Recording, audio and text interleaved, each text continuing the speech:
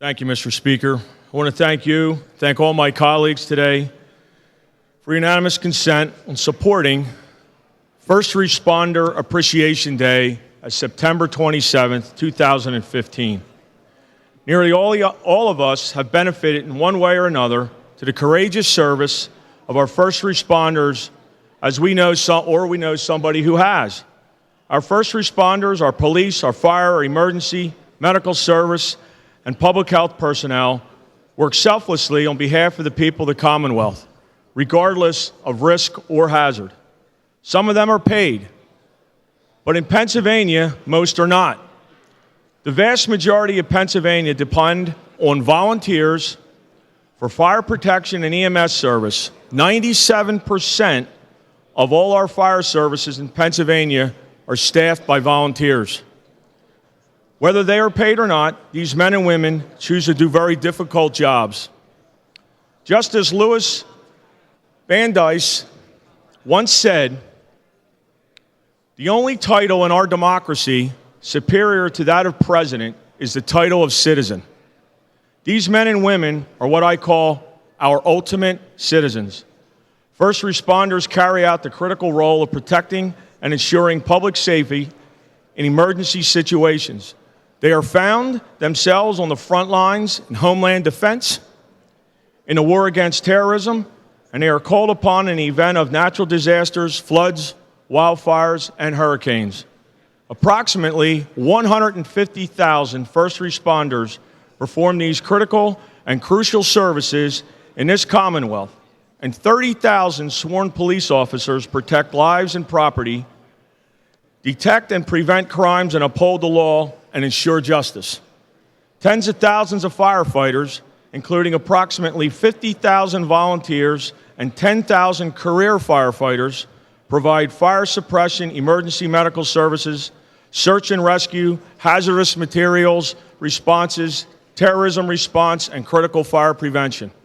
In addition, 60,000 emergency services professionals in the Commonwealth respond and treat a variety of life-threatening emergencies, from cardiac and respiratory arrest to traumatic injuries. They make real personal sacrifices to protect our communities. As we have seen too often lately, many law enforcement officers die in the line of duty in the United States each year, including 4 killed in 2014 in Pennsylvania alone. Many firefighters are killed in the line of duty across the United States each year, and thousands more are injured. The point is that, like our armed forces, thousands of first responders have made the ultimate sacrifice. I want to also thank you, Mr. Speaker, today for the designation of 150 years of the Salvation Army and what they have done in this anniversary time for our communities and our state. Like our first responders, these are men and women who also answer the call of duty, but in a different way. The Salvation Army began in 1865 when the London minister William Booth left the pulpit and decided to take his message to the street, where it would reach the poor and the homeless. The Salvation Army's mission is to reach and involve youth and children and stand for and serve the least fortunate in our society. In this effort, the Salvation Army operates more than 7,500 centers in communities across the United States, which distribute food, assist in disaster relief, and fight against human trafficking. Their work is funded through kettle donations we see during our holiday seasons, corporate contributions, and the sales of goods donated in their family stores.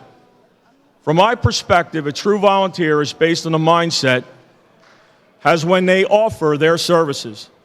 Are they doing it for self-serving mindset that thinks that if they network when convenient, or do they do it for others? Or are they volunteering from to give, aid, or service mentality? That's what makes the difference when it comes to the people that we have serving our communities every day. I want to thank you for your support, and thank you, Mr. Speaker.